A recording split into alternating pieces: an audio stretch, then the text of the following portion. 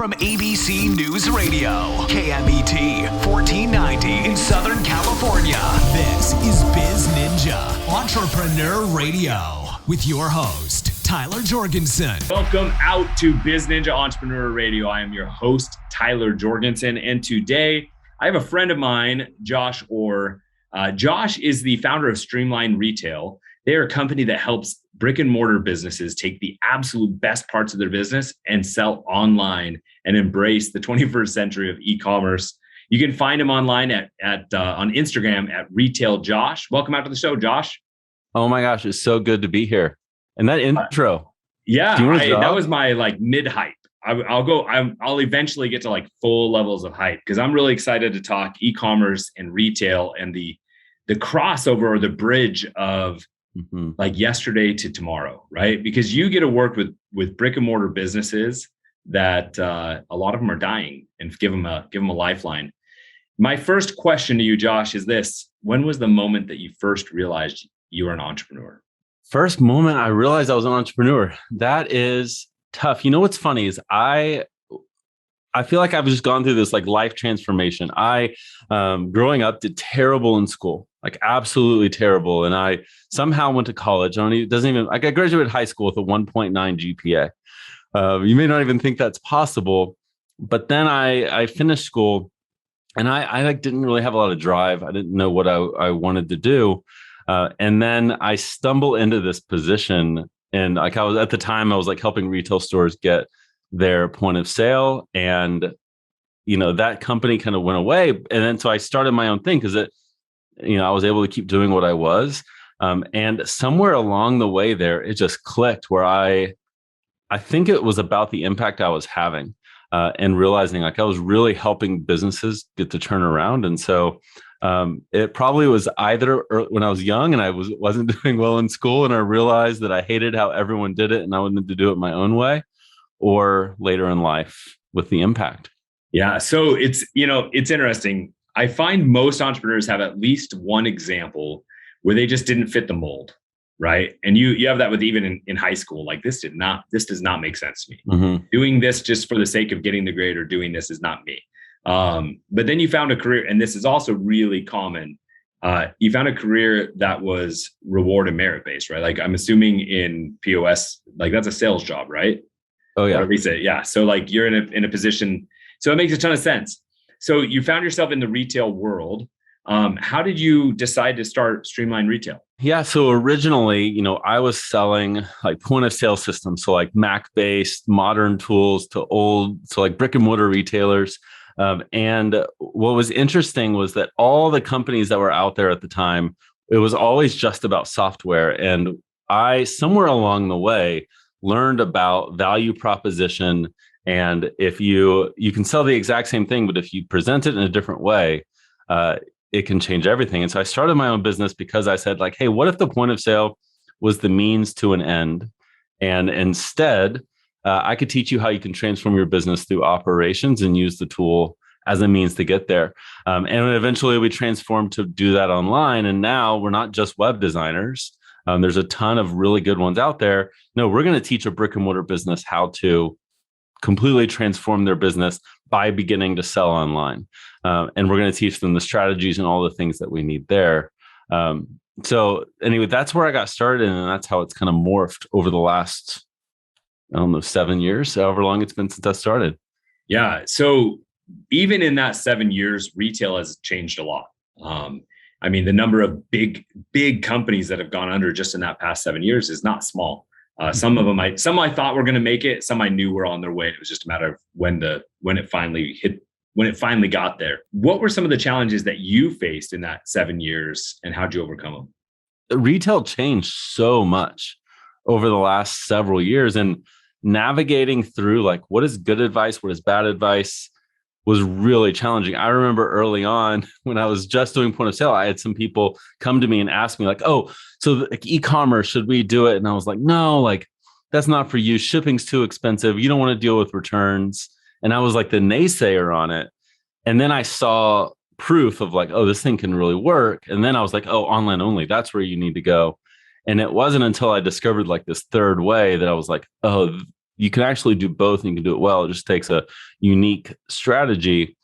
But learning to navigate that and give advice to people who some are wanting to adapt and wanting to change. And some, I mean, let's be honest, in retail, as with a lot of industries, a lot of you might be listening and things are shifting and people aren't wanting to move. And as you're trying to talk to them, you want to be respectful of who they are and their vision and their goals. But you also need to be like, hey, do you not see how much the world is moving and changing around you? And navigating that was really hard. I fully agree. And I think I like that you address like even your perspective, where you at one point were like the naysayer, and then you became, a convert of eCom. And I love the way that you're selling, which is that you can do both, but it takes a special strategy, some operations. Luckily, you can learn how to do that at Streamline Retail, right? What are you seeing are some of the big challenges facing people like that are trying to be more adaptable? They're aware that they need to do something different than just traditional brick and mortar. Mm-hmm. But what's the biggest thing holding them back? I don't think this is a retail exclusive problem. I really think that this is a business problem in general. I think that one of the biggest struggles with being adaptable, as we might say, is the concept of like looking at the difference between the intentions behind what you do and the actual actions that you take. And what I mean by that is like, let's take this to retail for a second. If someone walks in a store, you might welcome them and you're going to greet them in a certain way. Well, online, people will put up a picture of their store and say, welcome to Josh's boutique. Well, the intention of that welcome was so people would feel like they were in the right place. And online, when we put that welcome to Josh's boutique, no one feels like they're in the right place from that. We have to look at the intention of our actions, not the actual action itself. And so when we think about any change in business, especially when we're talking about like primarily going from one channel to the other, you always have to look at, okay, why did we do what we did? If we're on Instagram, why did we do what we did to engage our audience in Reels and whatever? Then we take that to TikTok. We take that to LinkedIn. We can apply the same strategy that we did in Instagram to LinkedIn by looking at the intention of the action. And then you just apply it a little bit differently to a boring context. That's really good. I think the importance of looking at intention versus just taking the action is super powerful. And I have an example of making that mistake. So I owned a restaurant at one point and I bought it from someone I knew. And the first thing I did was, because I had seen it done so many other times, is I did one of these big signs that said under new management. In my brain, that was a positive thing. And I remember somebody came in and I kind of asked, like, what does this mean under new management? And they're like, oh, it didn't. And then I could tell from the conversation, it wasn't an exciting thing for them. In fact, it gave them uncertainty. And the last thing somebody wants in a restaurant is uncertainty of what's the quality, right? Like they may not have had any issues with the previous management. And so now they're like, oh, great. Well, there goes that experience I used to enjoy. And so my intention was to say something positive to let them know like, hey, there's been a change. But the outcome was actually I introduced uncertainty to the potential shoppers, right? I just thought that was really interesting. I learned that lesson a long time ago, but I think the difference between intention of the action and the action, make sure they're aligned. Absolutely. So again, in 7 years that you've been doing this, there's a lot of changes in e-commerce, a lot of changes in brick and mortar, but I love that adaptability is really the same in any business. Mm-hmm. What are some things that you are seeing as like best practices right now in today's e-commerce and retail environment? Yeah. It's all about experience, right? Like no matter where people are engaging your brand, whether it's on social media or in a store or online, it's all about the experience and the emotion, the way you serve people. And this is where we go wrong. And not even in retail, whether it could be your websites, your funnels, your ads, it all comes down to the way that people feel when they engage your brand, the way that you serve people, the way that you solve a pain point that they have, which in retail, the pain point might be needing something cute to wear this weekend. In other world, it's how do I make $1 million in my business? Ultimately, no matter where people engage us, they should feel something similar. They should experience something similar. And so if a brand can figure out how to do this, I really believe that they're future-proof, that they're, if quote unquote e-commerce as we know it goes away, which I don't think it will, but who knows? Like if it's replaced with voice stuff over our Alexa devices, ultimately people are still going to be able to say like how they acknowledge how they serve their customers and take it to that channel also. So I think that's like the core of e-commerce right now, is really understanding the customer experience and then building your then you can apply it to a channel. You can apply that to your website and actually start to think through every click that someone has and how you're serving in that particular spot. So you're mentioning something that I think most brick and mortar businesses are really good at, which is being able to have an interpersonal experience, like an experiential moment when someone comes into their store. It's easy to say you need to create that online. Give us an example of how somebody is doing that. How are they doing e-commerce differently, right? How are they doing it in a way that actually creates an experience? It's not that it's necessarily that different from online only. I really think that like where brick and mortar retailers can have an advantage here is it's kind of like a copywriter who actually did phone sales for a really long time. They know how to talk like a human because they had to talk to humans.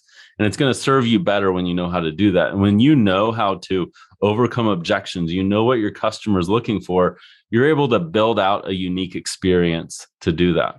Now, like what that plays out like online, a really good example of this is there in California is Vici Collection. If a woman walks in a store and, hey, what brought you in today? Oh, I'm looking for a dress.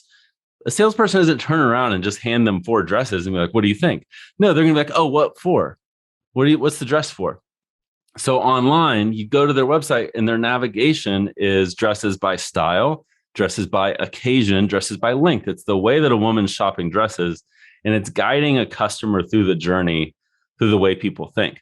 And I think no matter what industry we're really talking about, that's how I think we need to think about it, is like if you were having an in-person conversation, what would it be like? How would they respond? And what questions would they have? And then what can we do to guide that?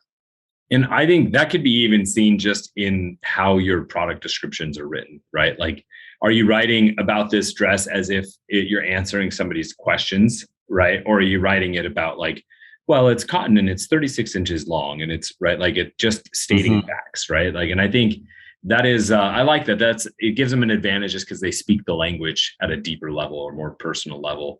And I think anytime we can make websites and online experiences feel more human, I think we're winning, right? Like that's the right direction to go. What are some mistakes people are making when they're moving from brick and mortar to online? Gosh, putting pictures of their store up as though you're going to like experience the store just because there's a picture.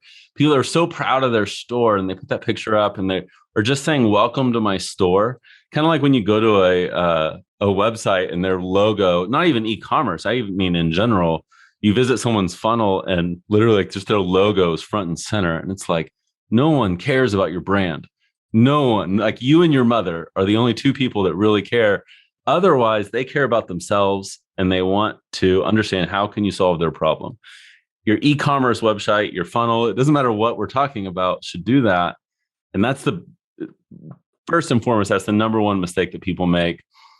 Second, and it's funny, as soon as we start talking about e-commerce, this applies everywhere.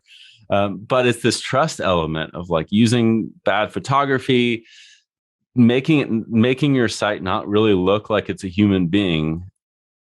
And I think for a reason why brick and mortar retailers deal with this differently is they have the disadvantage because they've had automatic trust by standing there talking to people.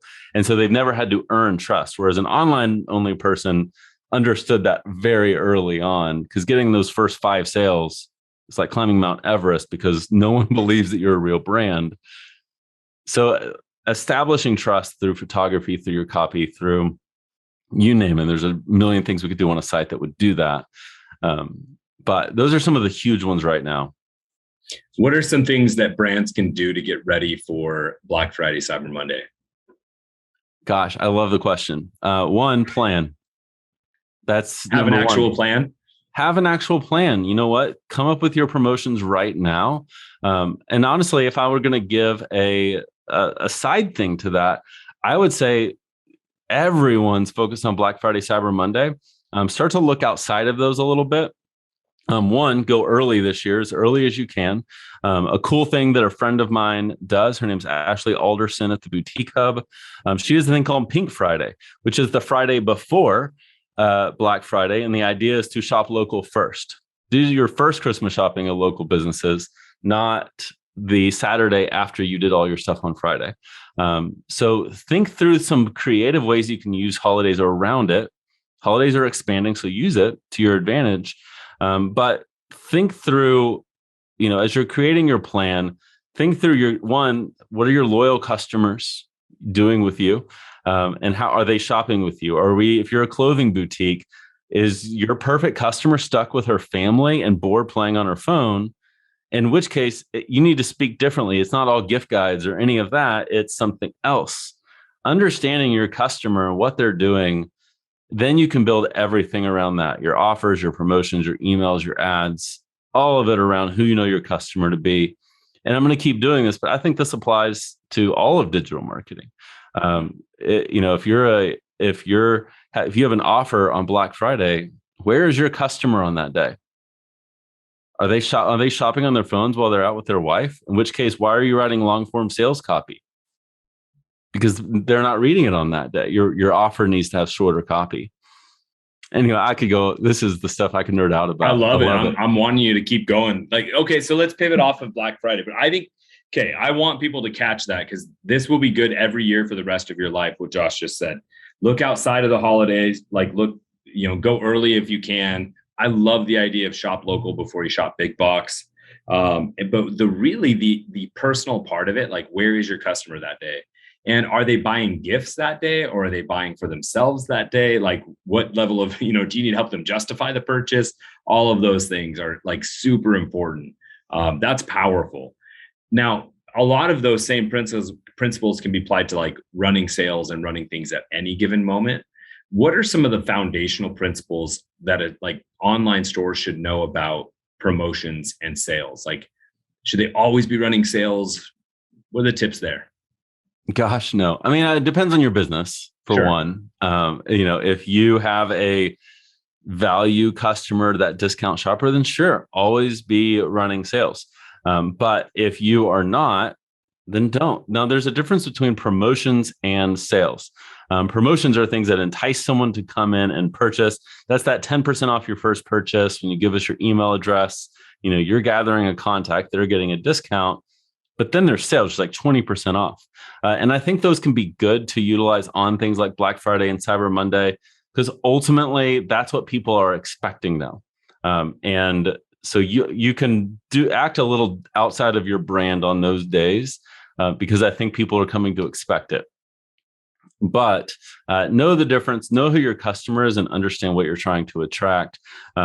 Things that I really love is starting to think through, especially for independent businesses. And now I'll get super e-commerce specific, but start to think through December and Q1 type things. So giving gift cards with spends over certain amounts that can only be used after January 1. Starting to think through some of those things that are going to get people coming back. Even just giving gift cards away and hey, here's one for you and here's one for a friend. You know what?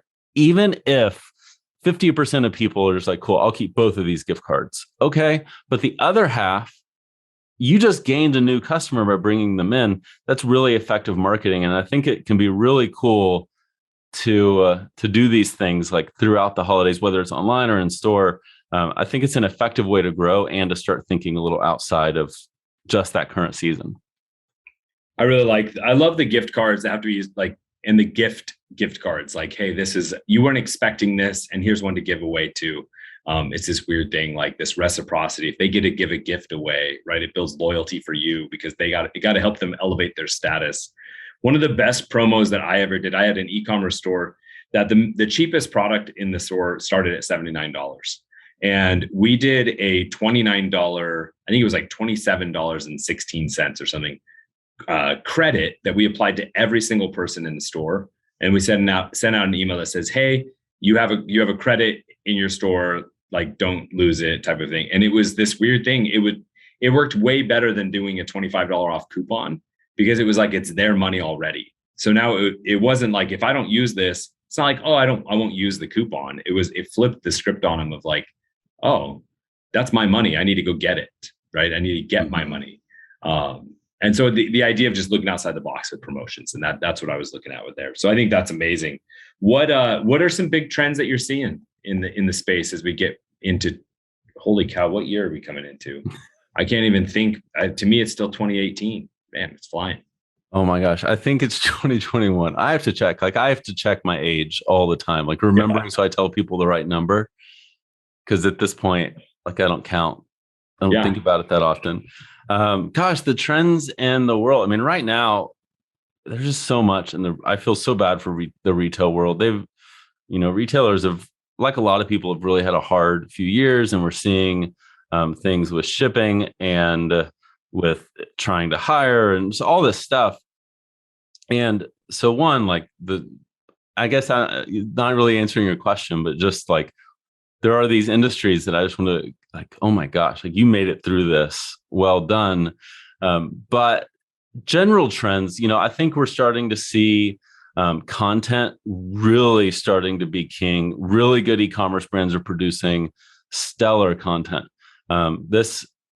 Sometimes it's blogs, like Huckberry is a really good example of like of great blogs, great emails, that sort of thing.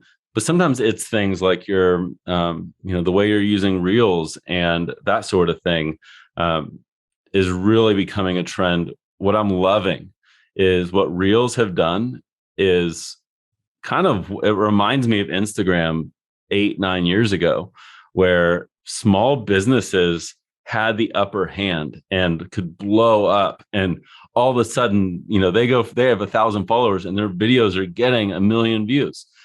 And it's incredible. And so brands that are utilizing this stuff are really getting to get to see some cool results right now. I love that. Now, as you've been growing your business, as you've been doing this, not only are you working in a space that has volatility, right? But you're an entrepreneur and you've had to be growing a company throughout it all. Over the recent years, as you've been growing, what were some of the challenges that your company faced that you weren't expecting? This may not be your perfect answer, but I said that I started out in the point of sale space. And over time, we had transitioned. We were doing point of sale and e-commerce. And it got to a point where e-commerce was starting to grow, but I was holding on to point of sale because it was still a majority of our revenue. But I was starting to speak on e-commerce. So I was speaking on stages and like bigger and bigger stages. And there was this moment where I'm speaking on a stage and it went really well. I get off the stage and, after an event, you get off and a bunch of people come and they're asking questions and everyone's valuing every second of my time. And I get to my hotel room and someone had submitted a support ticket for a receipt printer. And I'm on someone's screen who doesn't even want to be talking to me, fixing a receipt printer. And there was this moment where I was like, I'm done. I'm not doing this ever again. And we literally fired half of our team. We graciously fired half of our team. We fired most of our clients. We completely pivoted in our business to do something, even though we already had that piece there. It was not, at that time, it was probably like 55 or 45% of what we were doing. And I took the risk, and that risk was taken like halfway through 2019. So the timing was good in that going into 2020, obviously doing what we do has worked out really well. But at the time, realizing that even though I was serving a market that I enjoyed serving, I wasn't doing something that I wanted to do. And I don't think most people feel the freedom to really pivot and be like, you know what? I hate this. I hate doing this. I'm not going to do it anymore. I'm going to have to find a way to do it. And at some point, you got to do the Tony Robbins, like burn the bridges, and you got to move forward. And that revenue that was there, it hurt. It really did hurt. And I let that go willingly, and it sucked. But what was on the other side, and yes, there's luck there. And I can't, yes, there was strategy. We did some things right, but I have to acknowledge luck was a big piece of it. But I would like to think that even without that, we still would have succeeded, because I think this was ultimately the best move. And I hope that people listening that are maybe doing something that they hate feel the encouragement that you don't have to be stuck in this thing that you hate, even in your own business. Like, we build businesses that we hate, like, burn it down, do something else. Now, if it's the 5th time, maybe you need to evaluate, but you get the point. Absolutely. And I echo that so much.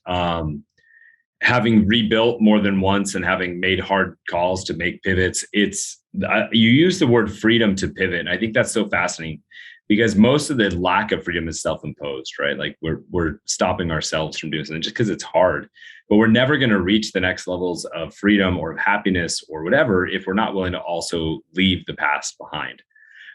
Which segues into great into my last question, Josh. To me, business is about lifestyle. It doesn't matter if you have a thriving business, if you hate your life. What is one item on your personal bucket list that you're going to accomplish in the next 12 months? One item on my personal bucket. That's a hard question. That's the point. Got to think about us, right? Like, what are you going to do with your life, man? What are you going to do in the next year? This is small. First off, in the last 12 months, I'm really grateful. Like, I got to buy my dream car. We moved. We had some cool stuff happen that was really awesome. I don't know why, but I've always been excited about the idea of coaching my kids' soccer team. And this year, I am coaching my kids' soccer team. And interestingly enough, I know for a fact that 4 years ago, I would never have been able to do that time-wise. Yep. And this is the first year ever in my own business. Like, I'm almost entirely removed from the delivery of what we do. Like, I can't code. I can't do any of that stuff. And so it's exciting to have the freedom to do that. So it's not sexy, but I'm getting to coach my kids' soccer team. No, I need to learn how to do it, because I don't play soccer. That's huge. I'll send you some stuff. I went through all of that too. And it's so amazing, because a lot of people give me these big answers of go to Machu Picchu, or they're going to do something, or buy their dream car. And there's nothing wrong with those answers. I love every one of the answers people give. But sometimes the most meaningful answers are, I finally have my business in a place where I get to coach my kids. And so I love that. I love you for sharing that. And to all my biz ninjas, wherever you are watching, listening, tuning in, or reading, it's your turn to go out and do something. Thank you for listening to BizNinja Entrepreneur Radio with Tyler Jorgensen. Please make sure to subscribe so you're first to hear new interviews and episodes. If you found this podcast to be valuable, please share it with a friend. Don't forget to visit our online dojo at bizninja.com to claim your reward for listening to the show.